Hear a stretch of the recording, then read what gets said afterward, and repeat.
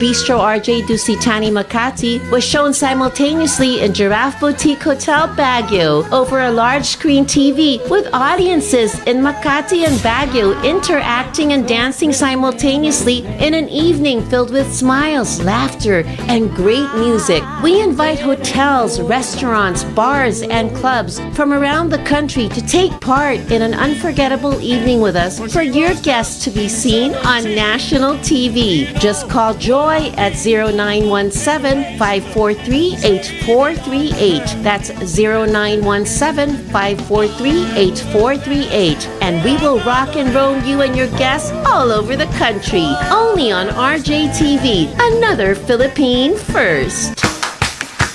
Rock and roll!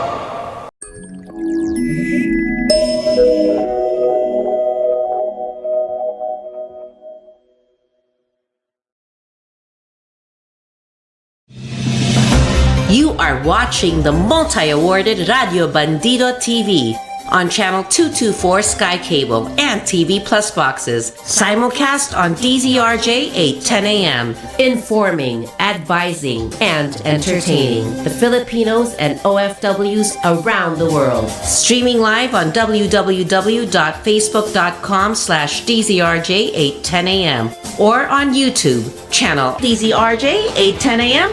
Radio Bandido.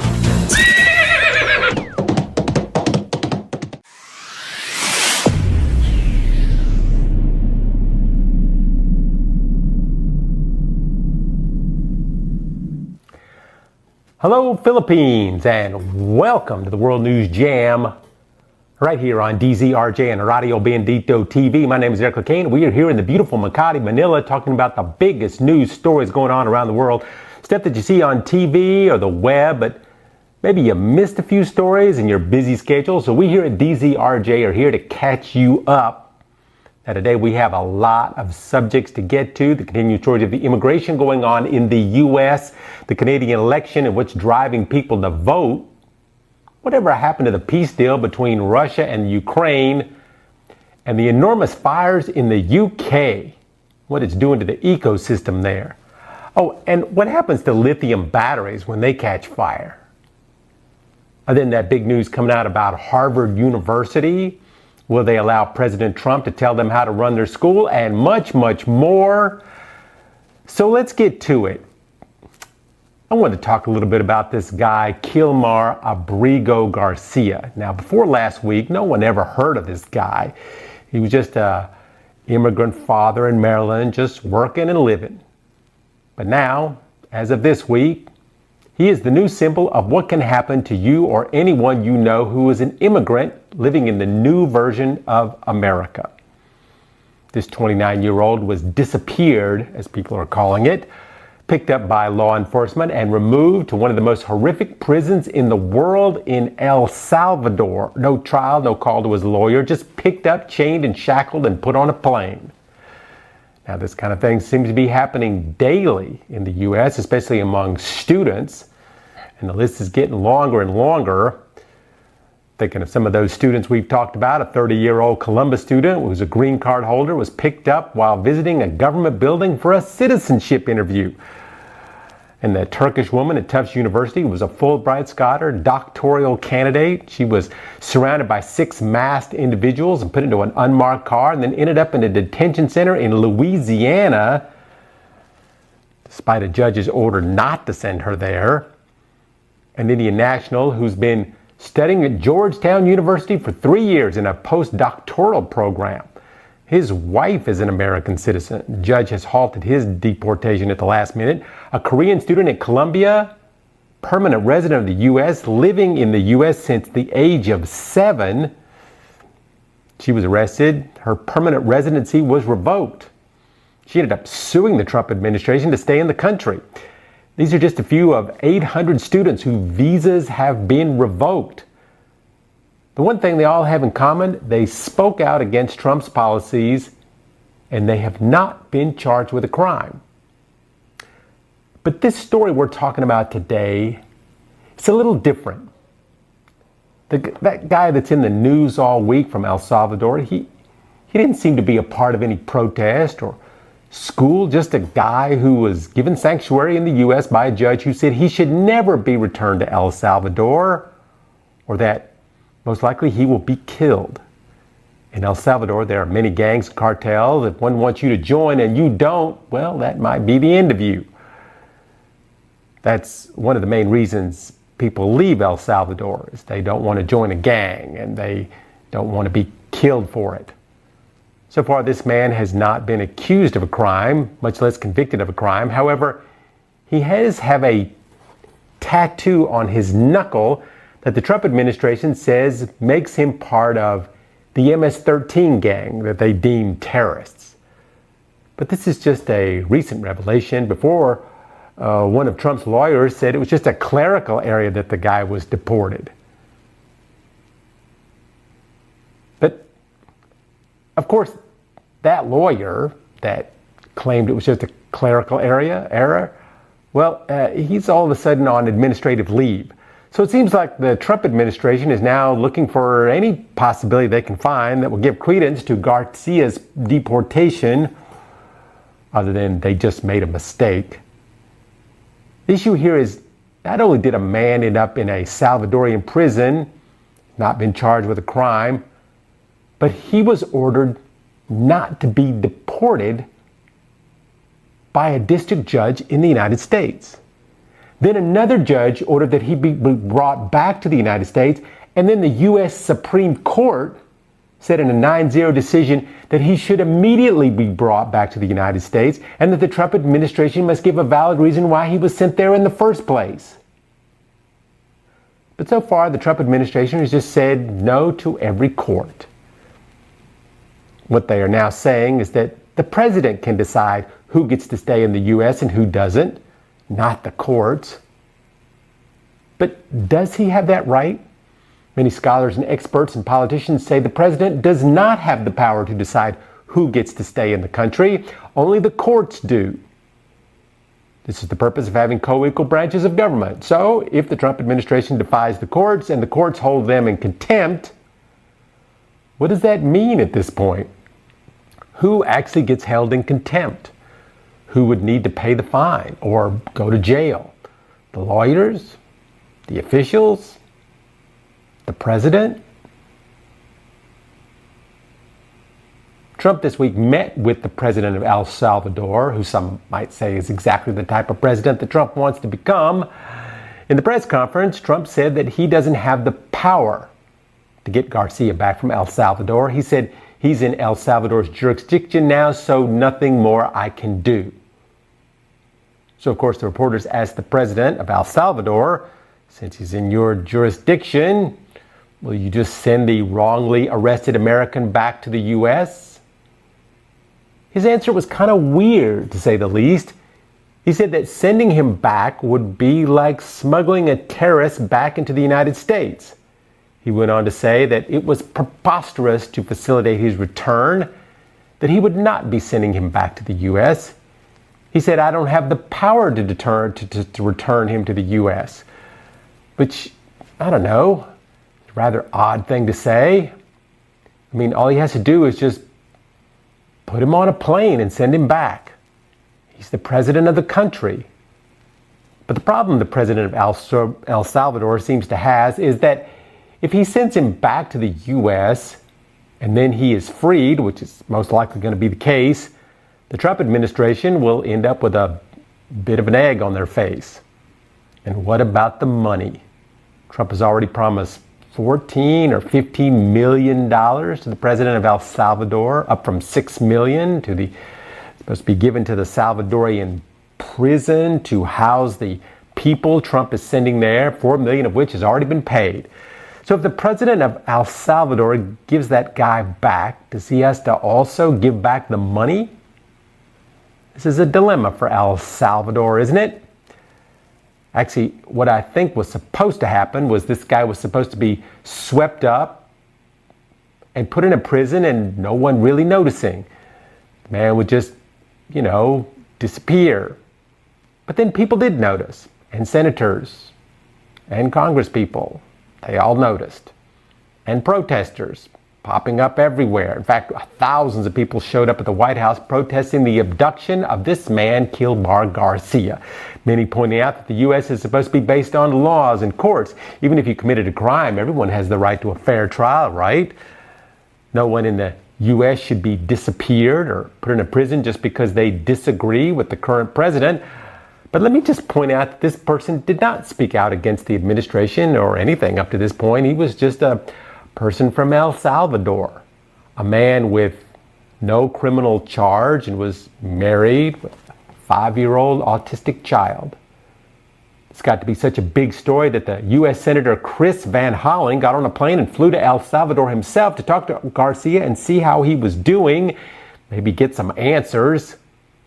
At first, the El Salvadorian government said absolutely no way would they ever let this Senator see 𝗪𝗪.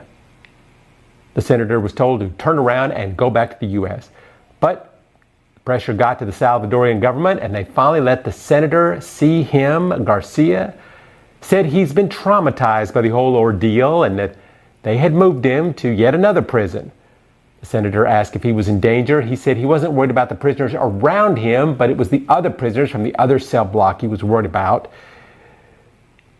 He said he loved his wife and his children, asked several times about his 5-year-old son, the one who has autism, who was in the car when 𝗪𝗪 was arrested.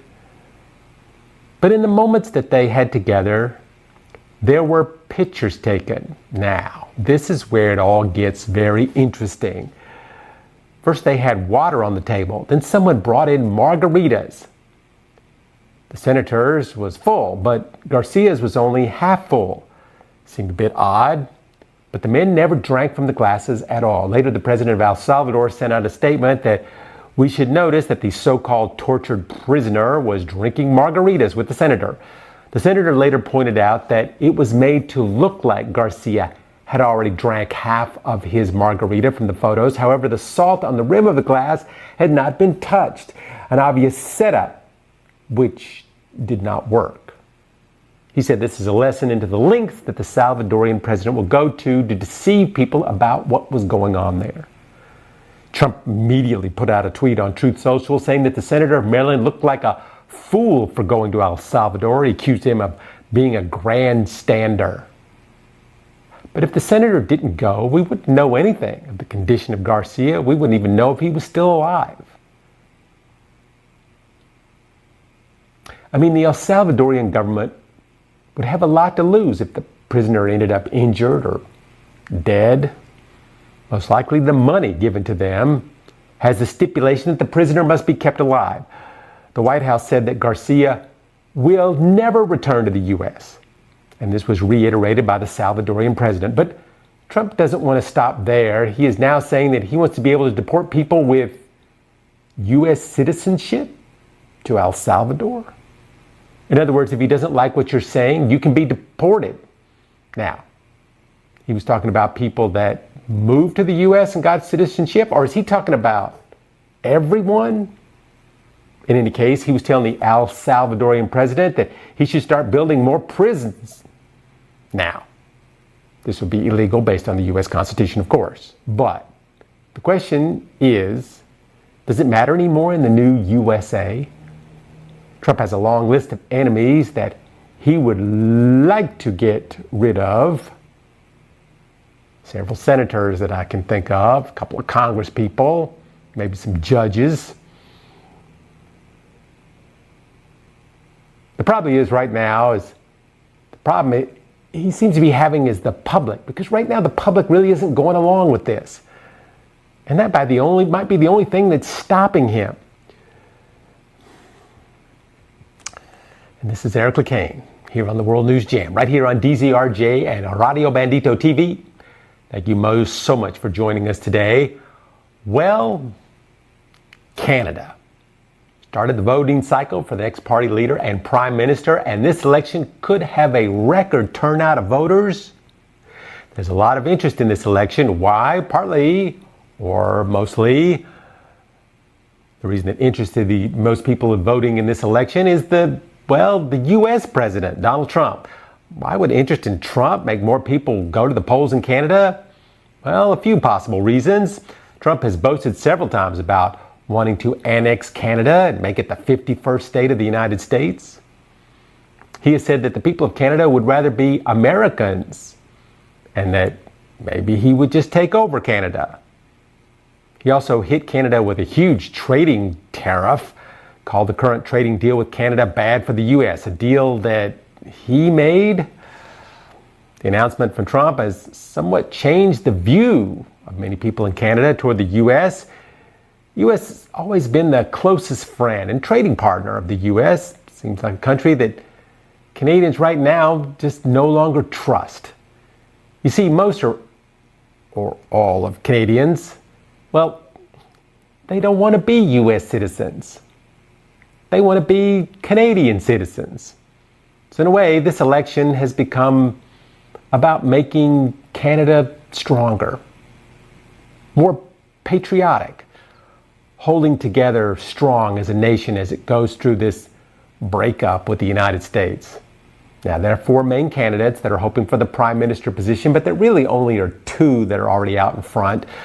The current prime minister, Mark Carney, who took over for Trudeau, is looking to continue as the prime minister. Actually, Canadians do not vote directly for the prime minister. They vote for the people that represent the different political parties.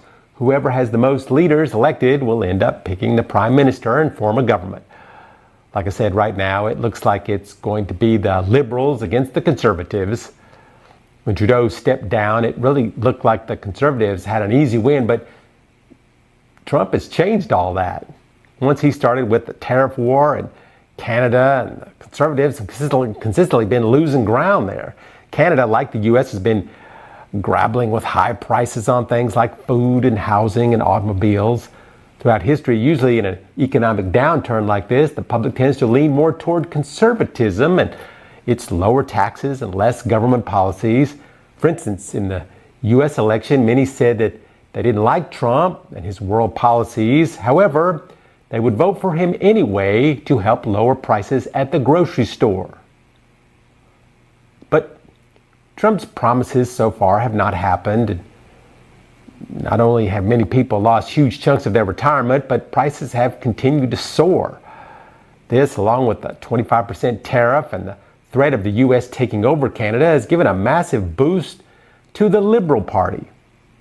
Currently, Carney is trying to make friends with people other than the U.S. He just recently went to Europe and talked to leaders there about making economic deals and partnerships on security and military, basically bypassing the U.S. Right now, this is the type of energy the Canadian public wants to hear. He said this past week, "I have seen this movie before. I know exactly what's going to happen to them. The Americans are going to get weaker. In a crisis, it's more important to come together, and it's essential to act with purpose and with force. And that's what we will do." End quote. Many Canadians see Carney as someone who will be able to navigate Canada through this trade war. His biggest opponent, 𝗡𝗲𝗱, seems to be a politician that was somewhat like a MAGA politician, representing the working class man, making himself out as someone outside the elite politician circle. The problem with that phrase, Canada first, but this phrase he later tried to backtrack a little bit himself, having to claim, well, he's not a MAGA type. This has not helped him in the polls as the Liberal Party has shifted to an 8% point lead across the board, and that lead seems to be widening. Carney, on the other hand, continues to hammer on the trade war with Trump, saying that he will be the only one that can stand up to Trump. One economist said that the level of anti-American sentiment is what is leading this election, that the Canadian voter is looking to who they think will minimize the cost of the trade war, which could devastate both economies. The current prime minister said last week, "President Trump is trying to break us so that America can own us." And that will never happen. Canada is not America, and it will never be, but we need to do more. Just recognize that. We need a plan to deal with this new reality. Now, Carney seems to have a plan to combat Trump, and it really has a lot to do with the Canadian military. Of course, many people still say Canada has a military. His plan to cozy up with NATO, spend the full 2% that NATO requires over the next 4 years, and that's 2 years ahead of the initial pledge. One thing that they will try to get is a jump on is making the military and having it stand in the north because of the receding coast brought on by climate change. There are new shipping lanes opening up in the north of Canada. This puts Canada in an interesting predicament. Who's going to be allowed to use those shipping lanes? Canada is looking at putting submarines in the water, maybe adding some new icebreakers. There are Russians and Chinese to contend with, and of course, no one is yet sure what the U.S. is going to do. He's also making deals with Europe on how to secure the Arctic security, wants to build living and working communities far in the north, and make sure that everyone understands that this is Canadian land. May have ice before, but it's Canadian nonetheless. The Liberals said that their platform was designed to protect Canada's sovereignty and culture from the U.S. and Trump's unjustified trade war and what the Prime Minister describes as an attempt to weaken Canada. But currently they are eyeing deals with South American countries. Also, you want to hear something else interesting about Canada? U.S. citizens are going to school or trying to apply at Canadian schools now. Not just a few, but a lot.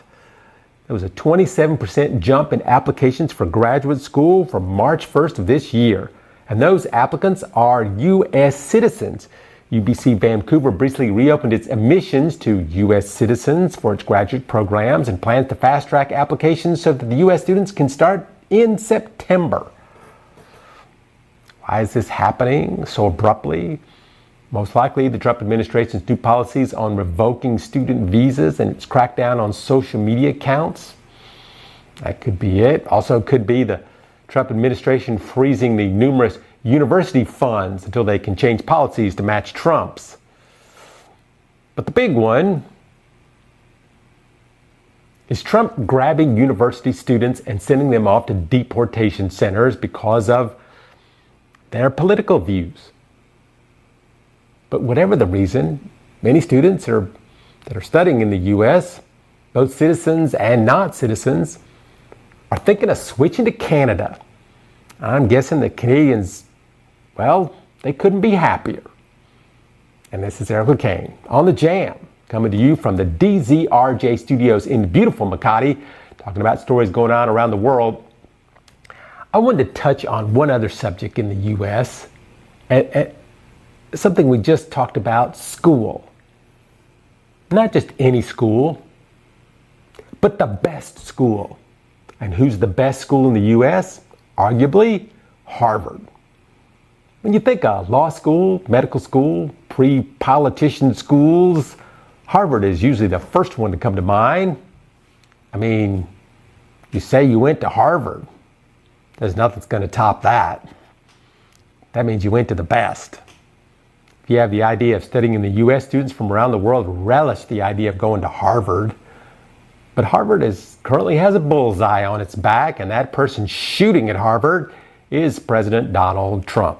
Most schools in the U.S., especially at the level of Harvard, they get funding from the U.S. government. But lately, Trump has said to the school and other schools, if you want funding from the government, you will need to do some of the things that we say, especially when it comes to students who protest the administration and its policies. This has been going on since Trump has been in the White House. He's been cracking down on student protests. His claim is that if you don't agree with the U.S. policies, then don't come to the U.S. at all. But most of these students have had their visas way before Trump was president. That was before, when you were free to speak. In fact, that's one of the reason most people want to come to the U.S., especially from countries that are not free. The U.S.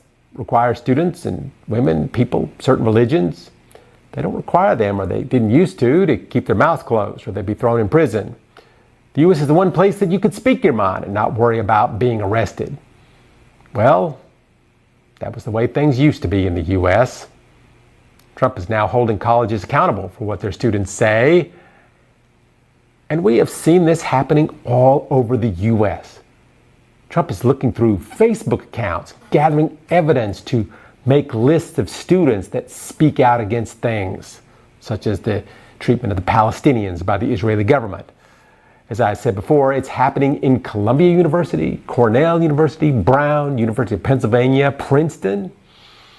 Trump has cut funding and has arrested students for deportation. No hearing, no trial. In some cases, just takes them off the street and sends them to the deportation center. All because of some point they spoke out in support of the Palestinian people. In some cases, the university reluctantly capitulates to Trump's demands. We're talking about hundreds of millions of dollars in some cases. So what are Trump's demands anyway?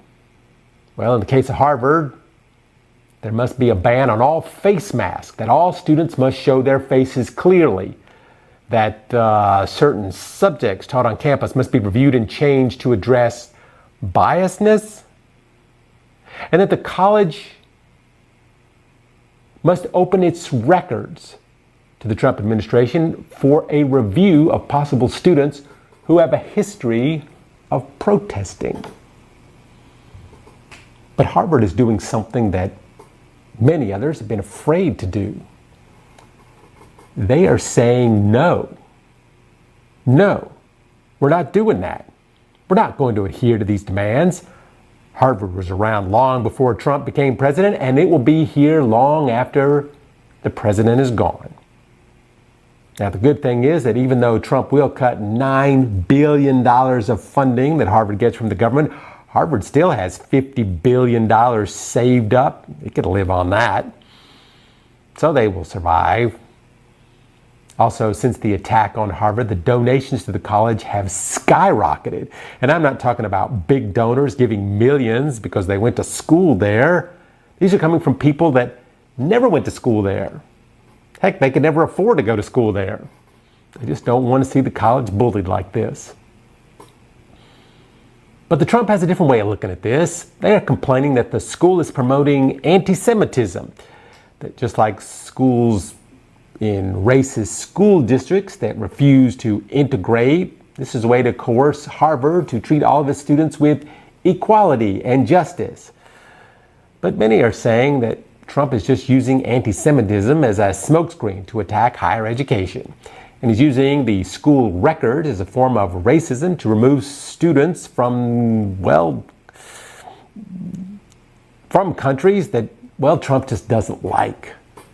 There's also an interesting twist in all this. Trump is requiring that schools adopt a merit-based admissions and hiring policy, that the college cannot accept students based on race, religion, sex, or other characteristics. But here again, this leaves another problem for the school. When Trump says that the school must have a merit-based system, what will that system be based on? Whose criteria? The schools or Trump's? In other words, if you look at only test scores and secondary schools, the U.S. would end up, going back to being all white schools. Many Republicans have criticized that the U.S. schools are training the Chinese so they can go back to their country and undercut U.S. products and skills. That it creates a dilemma. Now, the Trump administration has already made its attack on public high schools, saying that the negative history of the U.S. should be cut out of the school's curriculum. Things such as slavery and historical facts on the segregations between blacks and whites in the 50s and 60s, certain aspects of the Vietnam War, any fact-based history that puts white people in a negative light. They even made policies to remove specific books from the libraries. This is the kind of thing that Harvard is standing up to now. Harvard believes that it must stand up to Trump, or he will slowly chip away at the things that, makes Harvard what it is. The most sought-after university in the world. Harvard has teachers and students from all over the world, bringing in a diversity of cultures and insights. If Harvard had stayed a white, male-only school, would it be the highest-ranked university today? So as of now, Harvard looks like it's going to lose its funding. However, like China last week about tariffs, they said, we don't care. Harvard was around before Trump, and it will be here after Trump. They will not disappear or close down because of $8 billion. So nice to be a rich university, isn't it? This is Lecain on the Jam, talking about stories going on around the world. So the war continues on in the Ukraine, and still, no peace deal, no even talk much about a peace deal lately. The Russians continue to fire missiles into civilian areas, and civilians continue to be injured and die. In fact, this last week, they launched 8 missiles and 87 drones in an overnight attack across 5 regions of the country. Russia even made threats against Germany, saying because they are giving Ukrainians Taurus long-range missiles, that they are now complicit in the war. But what happened to the ceasefire agreement? They were all talking about this. Didn't the Trump administration say that they were close to reaching an agreement to stop the fighting? Actually, didn't Trump say he would have this whole thing fixed in one day? Well, it looks like this may be harder than we knew it would be, even though it was just announced that Putin would do a ceasefire on Easter Sunday. Actually, Saturday and Easter Sunday. But Kiev's not buying this good faith gesture. The fact that announcing 2 ceasefire days just the day before, the president of Ukraine says it's just Putin playing with people's lives, that it's not real. In any case, the U.S. Secretary Marco Rubio said this week that if the 2 sides can't reach an agreement soon, then the U.S. will just move on. Trump, who has seemed to take Russia's side in the negotiations, said that the U.S. would probably just take a pass on mediating the peace between Moscow and Ukraine. If you remember, the U.S. President and Vice President J.D. Vance insulted the President of Ukraine while in the White House just a few weeks ago, shocking everyone in the room and also showing the world that the U.S. is no longer on the side of NATO and Ukraine. Trump this past week said, now, if for some reason one of the 2 parties makes it very difficult, we're just going to say, you're foolish, you're fools, you're horrible people, and we're just going to take a pass. But hopefully we won't have to do that, end quote. The Ukrainians actually agreed to a full temporary ceasefire, but Russia has said it only agrees in theory to a ceasefire. However, it continues to send missiles to the Ukraine. Many have already suggested that Trump is being played by Putin, and that Putin will just continue what he has always done by agreeing to a ceasefire and then sending in missiles anyway. But Trump said, no, he's not being played, that he's just trying to help the situation, etc., etc. But really, it seems Russia's just trying to delay the agreement until it can wrestle some more property under its control. The Ukrainians have clearly said that that is exactly what they're trying to do, saying under the proposed agreement that he controls this land or that land, so therefore he should just have this land or that land. The Trump administration seems to be going along with that idea, saying, well, Russia has the land already, just let them keep it. But the Ukrainians will not agree because Russia didn't ask them for it. They didn't use any legal court system to acquire it. They just took it using missiles and artillery and killing a lot of Ukrainians to get it.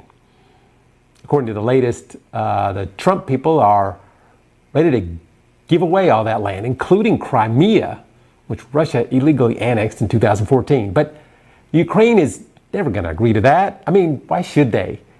If this was the 1400s, then maybe we would have no choice. But that's how you acquired more land for your kingdom back in the 1400s. But the world doesn't work the same way anymore. We have laws to protect against that sort of thing. Also, back in olden times, well, they didn't have NATO. Now, even though it looks like the U.S. is somewhat bagged on NATO, the Europeans are not just going to roll over on this one. They're not going to just let Russia do what it wants.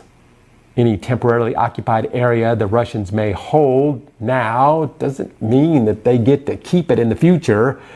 The Ukrainians are never going to agree to that. And there are many Ukrainians in the current occupied lands who have not fled because they still believe in Zelensky, the president. They are steadfast in their beliefs that one day the Ukrainian military will rise up and defeat the Russians. So the Ukrainians are never going to agree to giving up territory, even though the U.S. is suggesting that Ukraine just relinquish its lands to Russia, but no one seems to be backing that idea. Even the U.S. president, that has clearly been playing on the side of Russia, is starting to get a little tired of the whole thing. This was supposed to be an easy win for Trump, to bring him closer ties with the U.S. and Russia. But even he is starting to see that he can't predict what Putin's going to do. Basically, if you give him a centimeter, well, Putin will take a mile. The U.S. at this point tried to take center stage in the war, but now it looks like it's nothing more than just another failure of the Trump administration, something for the Democrats to point out over and over and over. The U.S. Secretary of State said, hey, it's not our war. We didn't start it, saying at some point the U.S. is just done with the whole thing. But what does that really mean exactly? Does that mean the U.S. is done with negotiating, or does it mean that the U.S. is done with the war and the funding that it's giving the Ukrainians? For a while, Trump said that they would continue to fund the war if Ukrainians gave up half of their, scarce, most sacred minerals that they have. But that deal kind of fell through after that horrible on-camera meeting with Zelensky and Trump.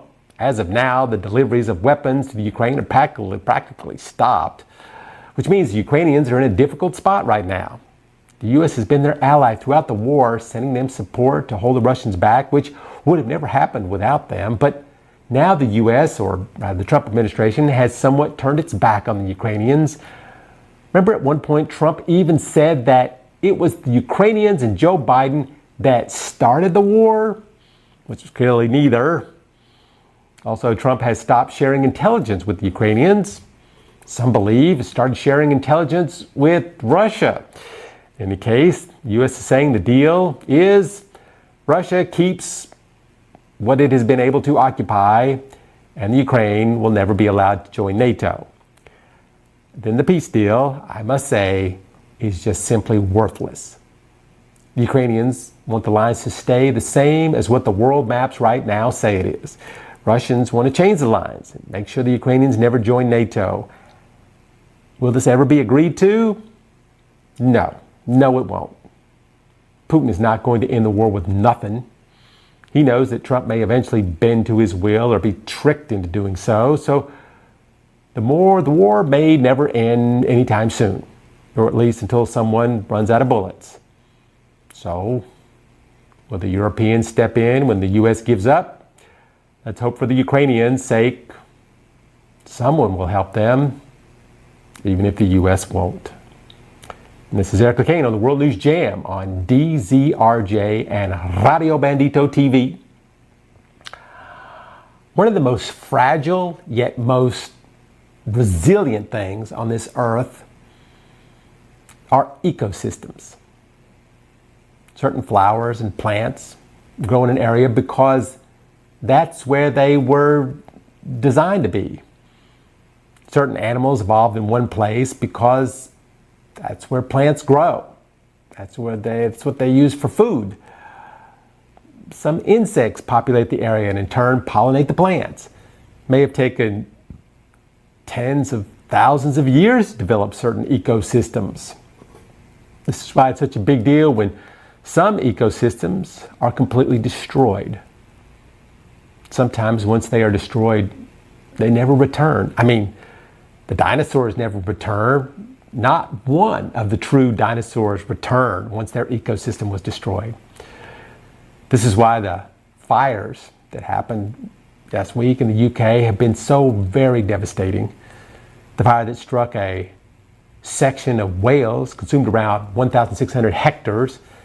The UK is on record to have the worst year of wildfires ever recorded. Since Monday, there have been 115 separate fires. Since January 1st of 2025, there have been 24,890 hectares burned in a small country. But this week was especially harsh. Vast areas of habitat for animals, including butterflies, beetles, falcons, has all been damaged. Some peat bogs may take hundreds of years to recover. The problem being that March was one of the driest Marches in decades, and now April is here, and some of the temperatures are warmer than any other time this year. Chris Smith, the National Trust Countryside Manager for Mid and South Wales, said impacts on wildlife are widespread. The birds, nests, insects, amphibians, reptiles, they were all scorched by the fire. Whole ecosystems have been decimated and will remain altered well into the future. Alongside this, the huge loss of surface vegetation leaves and peat bogs we have been working hard to restore, vulnerable to erosion and at further risk of fire and carbon loss. Where the flames burnt down the peat soils, they will take maybe hundreds of years to recover. You know, in 2024, South Wales Fires and Rescue Service responded to 34 wildfire callouts between the 1st of January and the 10th of April. This year, they have faced, get this, 445 over the same period. That is over 1,200% increase. Meanwhile, in Northern Ireland, recent fires on the Mourne Mountains have killed off the heath butterflies, the rove beetles, the skylarks, the peregrine falcons. The birds, such as the skylarks, they rely on insects and beetles for food, while the larger birds of prey eat them. So to combat some of these fires and the ones they know are coming in the future, they are trying to adapt the landscape by making big lands that are wetter, boggier. They will plant special mosses that hold water more. This creation of man-made wetlands, once they get them growing, will act like they think, a natural fire breaker. But these could take a long time to get them grown, enough to make any difference. So there's a problem of what's still to come this year. The current month is very hot for the UK at this time. The wind is getting more and more longer and faster. They're warning everywhere about making barbecues, making sure that the fire is out, making sure that any matches or cigarettes are extinguished completely, making sure you keep glass bottles out of the sun. Supposedly a simple glass bottle can ignite a fire just like that. The National Park Service is making sure people realize just how dangerous this damage can be by just making the tiniest little spark. Now, there's a different problem going on in LA, California right now. Remember all those fires they had burned 10,000 homes a couple months ago? Well, there's a new problem that's now arose. During the cleanup, they realized that there's a lot of batteries out there. Maybe 1 million pounds of lithium-ion batteries, ranging from small batteries like those in iPhones to large ones that are like bricks coming from electric vehicles. I mean, lithium batteries are, great for the environment. Cars no longer have emissions, and California is one of the leading states of having electric cars. But once those batteries become damaged, they can turn into the other direction. Once they get hot enough, they can burst open, sending out toxic flammable gas. That gas can erupt into a flame, and it's very hard to put out. Also, when lithium batteries get hot, they become very unpredictable. I mean, nothing could happen, or they could just catch fire, or they could explode, becoming a projectile. Lithium-ion batteries became the leading cause of fire deaths in New York last year. They're now a factor in half the nation's trash truck load fires. A fire from a portable battery engulfed a plane on the tarmac in South Korea in January, and U.S. air safety regulations say lithium-ion battery fires occur nearly twice a week. The problem in LA is that they need to find all the batteries first. Means they have to sift through all that fire debris, and they have to do it by hand. Once they find a battery, they need to carefully dunk it in a specialized brine solution, then grind up the pieces of the battery.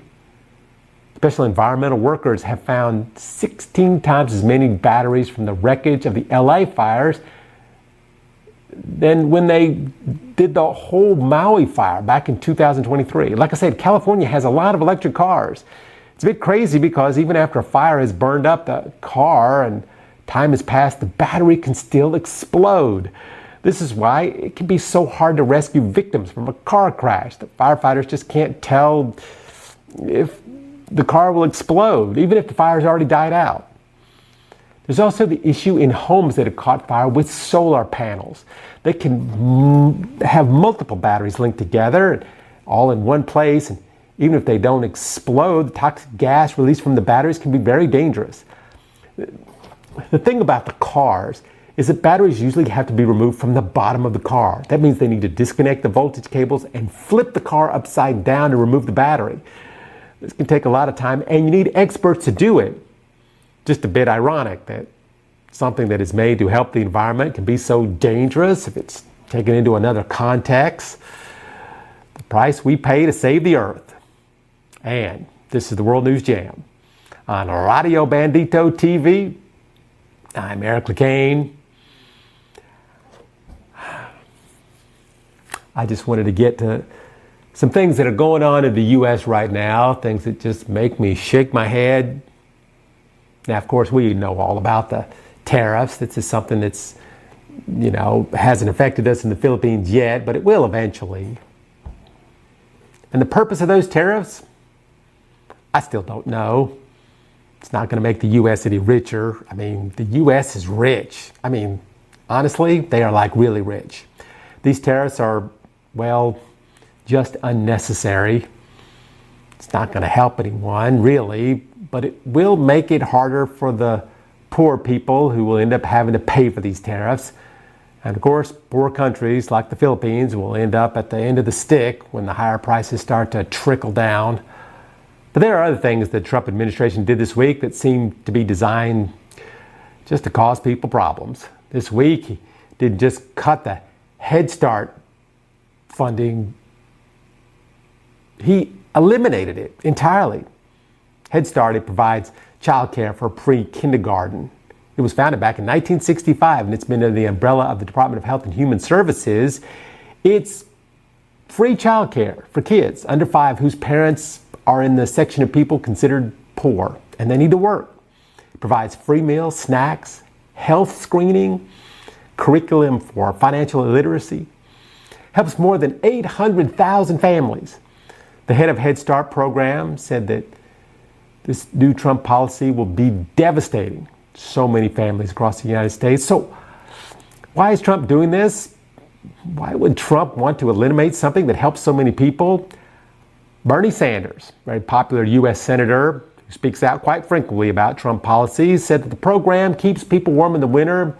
He also said the Trump policy is to kill the program, that it's doing so is morally obscene, and the only reason Trump needs to do this is to pay for the tax cuts to the wealthiest Americans. Also, Trump is removing nearly all AmeriCorps volunteers from their positions. AmeriCorps is the agency that sends out people across the country to work with school children, veterans, older people, people that have no one to take care of. They've been around for 30 years now and engage in more than 5 million different Americans. They do everything from feeding programs, community outreach, building houses, disaster response, conservation. It's kind of like the Peace Corps, but inside the country, helping Americans have better lives. Your payment for working at AmeriCorps is college funding. It's a very successful program. But for some reason, the Trump administration wants to remove the program entirely.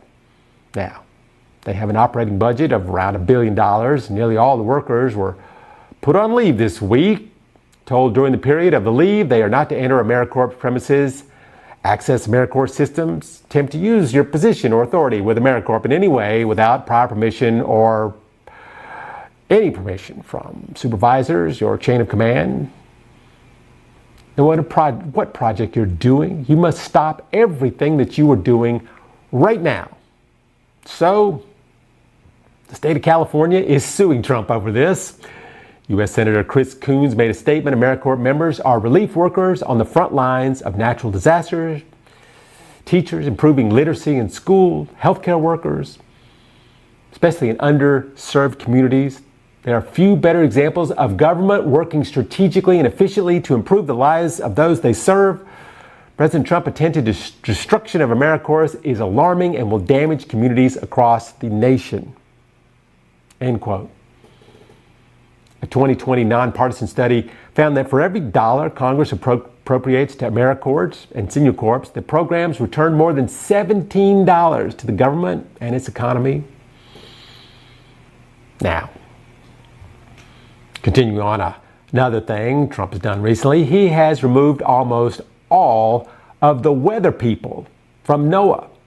NOAA is the agency that oversees the weather. Basically protects the weather so people know, when a hurricane is about to hit or a tornado. They put out a statement. They're having to suspend the launch of all their weather balloons, which seems to be the best way these days to predict the weather. In fact, as the storm season gets underway, the biggest shortages in staff are in the states that have the worst storms.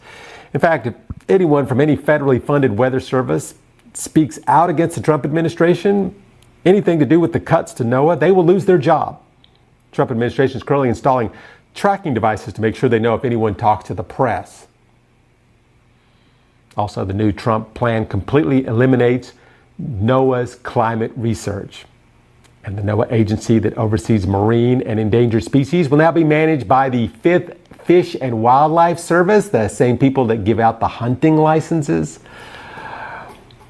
Last week, Trump also tried to do a complete reduction in the workforce to the Consumer Financial Protection Bureau. This is the group that makes sure that companies do your car loan, your house loan, that they're not increasing your interest payments without telling you. These are the people that you would call if you think your bank is ripping you off. But Trump is attempting to completely remove this agency. This week, a federal court blocked sweeping terminations of the staff of the CFPB. The judge made an injunction limiting the agency's ability to terminate any or all of the employees. This comes after Elon Musk's Doge team stayed up for 36 hours straight to ensure that all the termination letters went out before the holiday. That all terminated employees will lose their access to the computer access by 6 p.m. on Good Friday. But there was immediate pushback to the agency. Now, the court is telling Trump, you can't fire these people. But will he comply?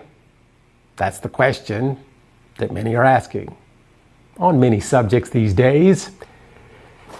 Excuse me, if a Trump makes a ruling, will the Trump administration follow it?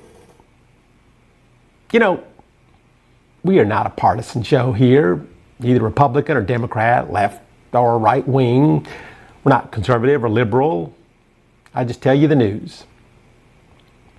But sometimes I wonder what makes world leaders do what they do. This is Lecain on the World News Jam, talking about stories going on around the world.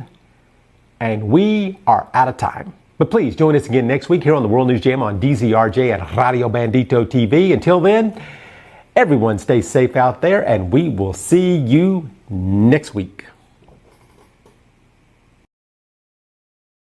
The views and comments of the hosts and guests are not necessarily those of the station.